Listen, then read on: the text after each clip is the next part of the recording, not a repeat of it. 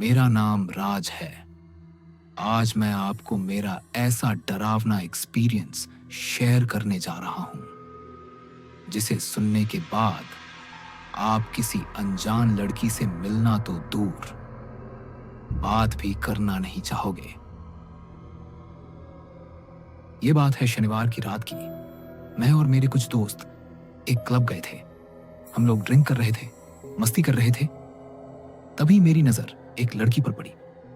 वो थोड़ी अलग सी थी, भूरे बाल, काली आंखें और उसके होंठ जैसे किसी फूल की नाजुक पंखुड़ी, एकदम खूबसूरत। वो बहुत ही प्यारी लग रही थी। मैं उसके पास गया, बातचीत शुरू हुई। उसने भी इंटरेस्ट दिखाया। हमने साथ में ड्रिंक्स लिए और काफी देर तक बातें होती रहीं। काश मुझे उस वक्त अंदाजा होता कि मेरे साथ आगे क्या होने वाला है। उसने कहा, क्या तुम मेरे घर चलोगे? और मैं उसकी बातों में आ गया। मैंने अपने दोस्तों को अलविदा कहा और उस लड़की के साथ निकल पड़ा। फिर हमने कैब बुक की और दोनों उसके घर पहुंचे।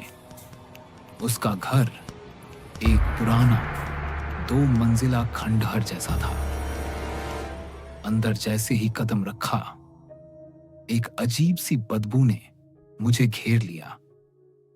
मैं बहुत बेचैन हो गया और मैंने उससे पूछा, क्या मैं बाथरूम यूज कर सकता हूं? उसने हां कह दिया।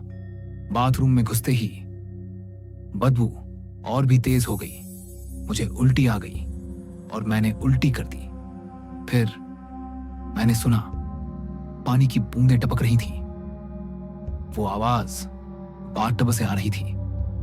जब मैंने पर्दा हटाया तो जो देखा, उस तस्वीर ने मेरी रूह को हिला दिया। मैंने देखा कि एक लड़का मेरी ही उम्र का, बेजान, खून में लथपथ वहीं पड़ा हुआ था। मैंने और ध्यान से देखा तो उसका दायां पैर भी कटा हुआ था। मैं एकदम पागल हो गया। मैं चिल्लाना चाहता था, पर मेरी आवाज जैसे मेरे गले में ही अटक गई हो। मुझे समझ आ गया, ये लड़की नॉर्मल नहीं है, ये खूनियन है। मैं भागने का रास्ता ढूंढने लगा। तभी मेरी नजर उस लड़के की पैंट पर गई। एक छोटा चाकू मिला, उस लड़के की पैंट में था।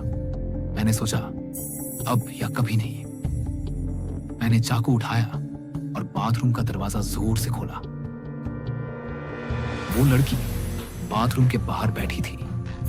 जब मैंने चीखते हुए कहा, ये किसकी लाश है, तो उसका चेहरा बदल गया। वो पीछे पागल सी हो गई।